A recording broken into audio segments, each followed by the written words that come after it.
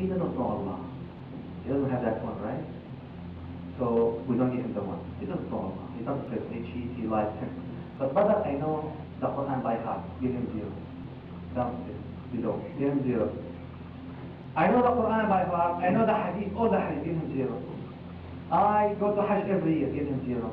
I do Umrah 100 times in my life. Give him 0. I give $10 million every day. Give him 0. I know the tafsir and the fiqh and I lead a Muslim party and I give lectures and give him 50 more zeros. How much amount, brother? How much is one? How much? 0. You forget the one before. If you don't know Allah, if you're not afraid of Allah, if you can't stop sinning against Allah, you don't know Allah. That's the alim of Allah. It is the happiness. That's the one. Remember, very important to have that one. That's the objective of ilm. Why we are learning? If to reach that one. If you don't have that one, you can spend all your life learning. You don't get the one. Now we talked about dhikr, about yaqeen, about ilm of Allah, and we talked about all the things should bring you happiness. Now yaqeen in Allah, there is hadith about when we talk about yaqeen and certainty. There is hadith I want to remember. Rasulullah said that hadith we all have to measure ourselves according to this hadith. لا ترضين أحدا بسخط الله. Don't please anyone and cause Allah to be angry. To please friends, I want to make Allah angry.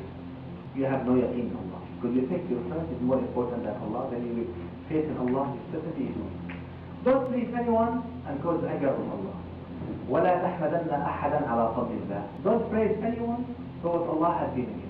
Allah gave you money, health, wealth, car, whatever. Don't say thank you, my friend, thank you, my mother, thank you, my hard work, thank you for another. Don't praise anyone for what Allah has given you. Thank Allah first. ولا تحمدن أحدا على فضل الله ولا تذمن أحدا على ما يمسك الله. Don't blame anyone for what Allah did not give you. You wanted a job, Allah did not give it to you. You applied, you tried very hard. You blame your son, you blame your wife, you blame your friend, you blame your neighbor. You start becoming angry and cursing people around you because of you and you. Allah doesn't want to give you something.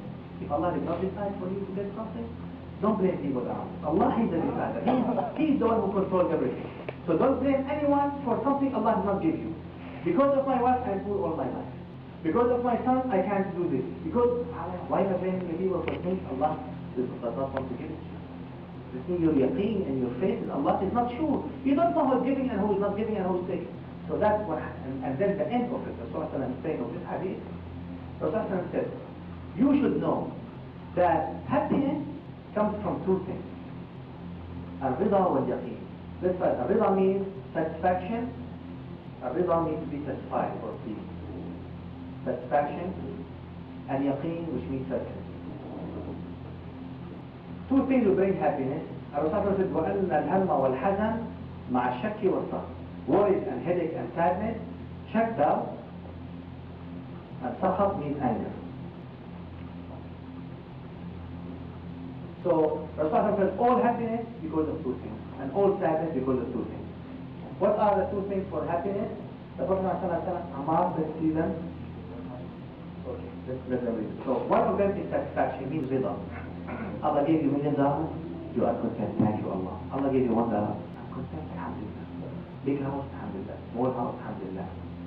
You know, whatever you are, anyway, alhamdulillah. You ask me, how are you doing, brother? You say, alhamdulillah, I'm okay. You are happy, you are happy. All alhamdulillah. Rida.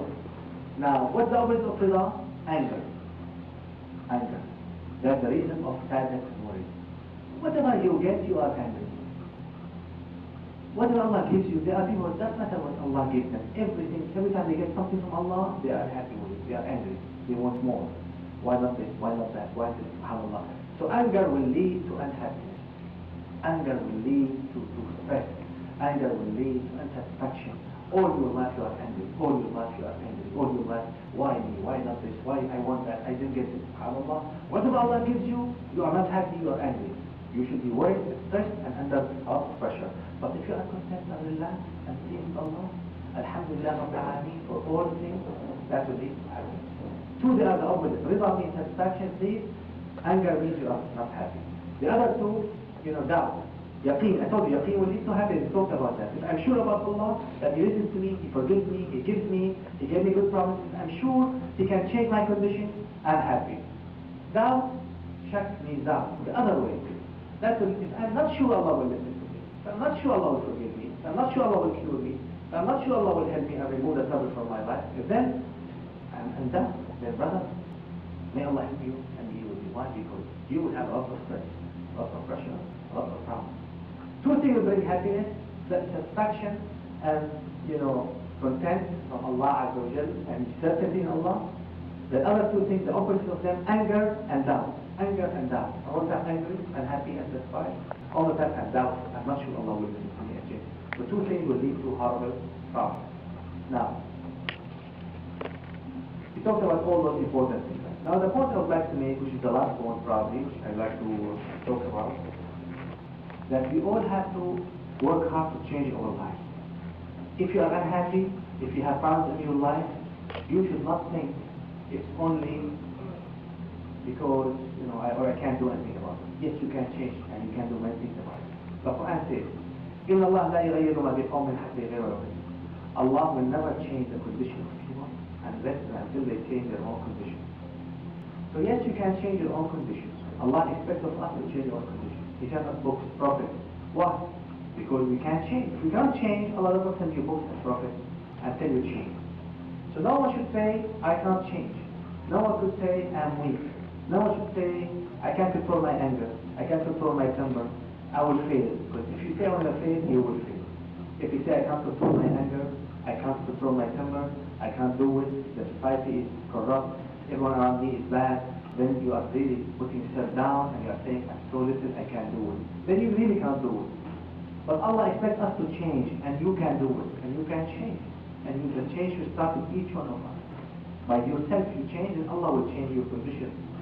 Right? So if you are in good condition, you don't change, Allah will keep the good things with you. If you are in bad condition, and you don't start to correct yourself, to improve yourself, Allah will not change your condition until you change yourself. So this is a formula, very important formula. Now, there is nothing impossible in Islam. There is nothing you can say, I can't do. The only thing you say impossible is what you say, I'm not going to do it. When someone says, I'm not going to do it, then that's impossible. When someone says, brother, sister, I'm lazy, I don't want to do it, that's difficult to do, because you said, I'm not going to do it. But if you say, I will do it, you can do it. If you say, inshallah, I'm going to decide to do that, inshallah, it's not impossible. Remember that. Alright. So inshallah, with this idea of changing our mind, Allah all the time wants us to change to the best, to improve our condition, to improve our life, to do better. Never say, I will stay where I am. Make muhasara. Muhasara means to question yourself every night, every day before you sleep. You make muhasara. If you make muhasara yourself before I sleep, why did I do this? Why did I say this? Can I improve? Can I do things in a better way? Every day you do better. Every week you improve. This week better than last week. This month better than last month. This year better than last year. You keep improving. So muhasara is very important technique. We all have to do muhasara ourselves to improve ourselves. Make a checklist. I didn't do this. I did this. I shouldn't do this. I should change my life. Right? All the time you get better and better and better to do muhasara. Otherwise, those who neglectful, those who don't make muhasara, those who don't remember Allah, they will stay in the wrong side forever and make mistakes forever. Allah Azza wa Jal, wants us to be strong in our will, that I can do things, I can change things. Dunya should not tempt you. You should be strong in your faith and iman. Don't let the shaitan, the bad friends, the environment become excuse for you to do whatever you want to do. But everyone is doing. Some of the community, the media, look at the media, look at subhanAllah. So justifying for yourself to do the wrong thing, not do that. Be strong. Decide your target in life. My target in life, I want Allah to be happy.